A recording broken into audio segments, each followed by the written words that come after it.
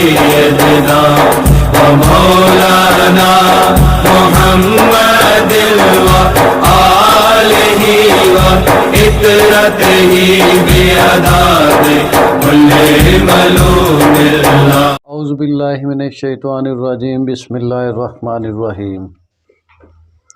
الصلاۃ والسلام علیک یا رسول اللہ، الصلاۃ والسلام علیک یا حبیب اللہ، اغثنا یا رسول اللہ، اغثنا یا حبیب اللہ، مدد کن یا رسول اللہ، مدد کن یا حبیب اللہ.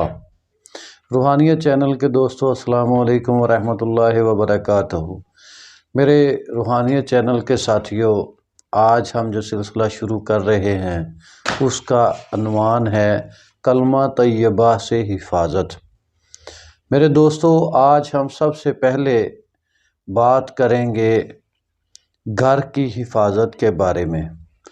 آج کے پرخطر دور میں لوگ پریشان ہیں کہ اپنی جان و مال کی حفاظت کیسے کریں، اپنے گھر بار کی حفاظت کیسے کریں.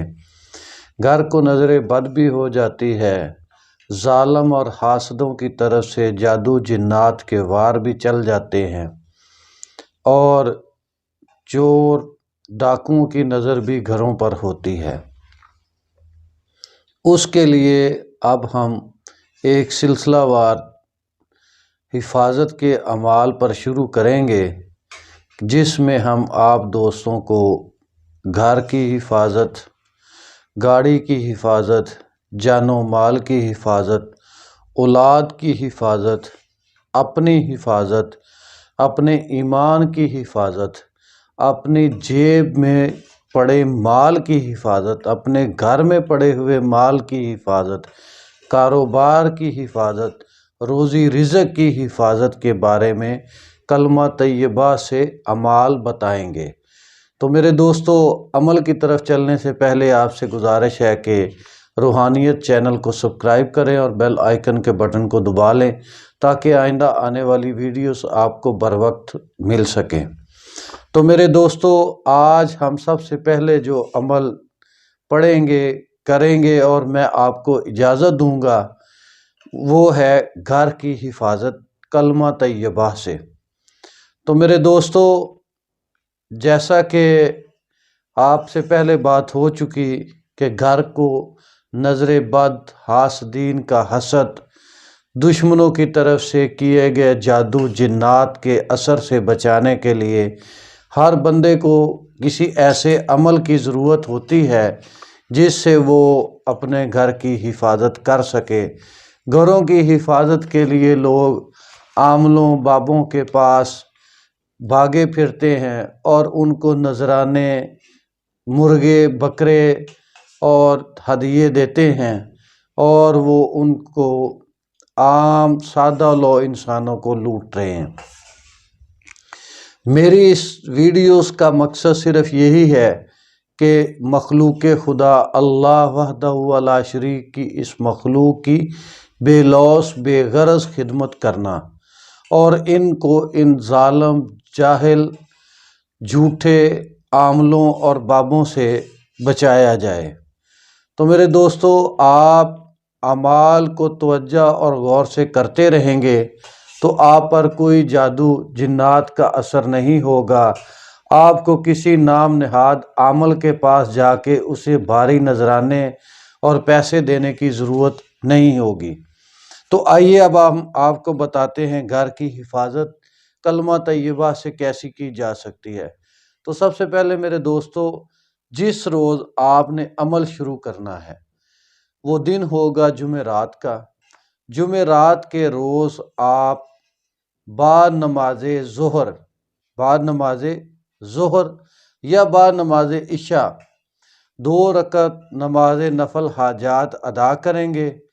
اور نماز حاجات ادا کرنے کے لیے جو طریقہ کار آپ اختیار کریں گے وہ یہ ہے کہ سورہ فاتحہ شریف کے بعد 11 دفعہ سورہ فیل پڑھیں گے. دونوں رکعتوں میں 11 بار سورہ فیل پڑھیں گے سورۃ فاتحہ کے بعد، اور 2 رکعت نماز نفل جو آپ نے ادا کی ہے وہ نبی صلی اللہ علیہ وآلہ وسلم کی بارگاہ میں تحفۃً پیش کر دیں گے۔ اس کے بعد اسی جگہ پر بیٹھ کر آپ درود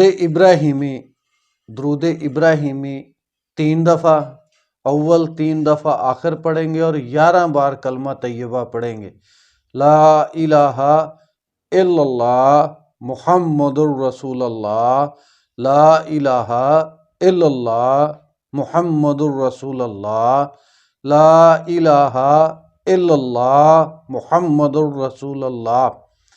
پھر 3 دفعہ درود ابراہیمی پڑھیں گے، درمیان میں 11 دفعہ کلمہ طیبہ آپ نے پڑھ لیا تو گھر کے ایک کونے میں آپ کھڑے ہو کر پھونک لگا دیں گے۔ پھر دوسرے کونے میں آپ جائیں گے اور 3 دفعہ درود ابراہیمی، 11 دفعہ کلمہ طیبہ اور 3 دفعہ درود ابراہیمی پڑھ کے کونے میں پھونک لگا دیں گے۔ اسی طرح چاروں کونوں میں آپ کلمہ طیبہ 11 بار، اول آخر 3 بار درود ابراہیمی پڑھ کر پھونک لگا دیں گے، اور پھر گھر کے درمیان میں کھڑے ہو کر یہی عمل 3 دفعہ درود ابراہیمی، 11 دفعہ کلمہ طیبہ، 3 دفعہ درود ابراہیمی پڑھ کر آسمان کی طرف، اوپر چھت کی طرف پھونک لگا دیں گے۔ اسی جگہ پر کھڑے ہو کے پھر 3 دفعہ درود ابراہیمی، 11 دفعہ کلمہ طیبہ پڑھ کے نیچے زمین کی طرف پھونک لگا دیں گے، اور اس کے بعد درود پاک پڑھ کے دعا کریں گے کہ اللہ کریم آپ کے گھر کو تمام آفات و بلیات، جنات، جادو ٹونے، بندشوں سے، ہر طرح کی وبا بلا سے اللہ پاک محفوظ فرمائیں گے۔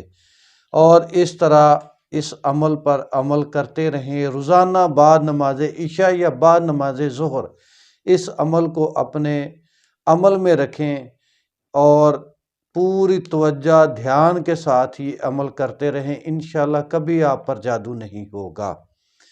میری دعا ہے کہ اللہ کریم کلمہ طیبہ کے فیض و برکات آپ سب کو اور مجھے عطا فرمائے، ہماری دنیا، قبر اور حشر کو روشن فرما دے، آمین ثم آمین۔ السلام علیکم ورحمۃ اللہ وبرکاتہ۔ سیدنا و مولانا محمد و آلہ و اطرتہ بیعداد کل ملوم اللہ۔